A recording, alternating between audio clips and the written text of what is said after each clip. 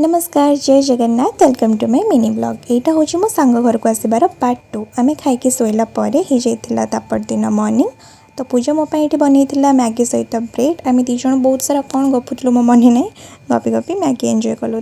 Aunty uncle पूजा और दीदी बस लुडो खेलुले। पूजा और मुझे बाहर गलु टे बुलाबुली करने। सेठिकार रास्ता एत ज़्यादा सुंदर मु कौन ही आउ कहे। आम जाइलु से दक्षिणकाली माँ मंदिर जहाँ से टाइम रे आरती चलता मन को बहुत शांति लगिला। तापर आम घर को रिटर्न आसीगलु जेहेतु लंच टाइम हो जाता। आ जगटा मत एत बढ़िया लगे मुझे अटकिकी किछिटा फोटोज वीडियोस क्लिप नहीं गली। आंटी बनई खाइबार एत सब आइटम आम भलसे पेट शांति करके खाइलु। आ पूजार ये होती जे से बहुत ज़्यादा स्वीट थे मत कौन कहते कौन गोटे किसी बुझाते मत ता भर हो जाता आम संध्या से होल फैमिली बसिक पुष्करा मुवी देखुलु।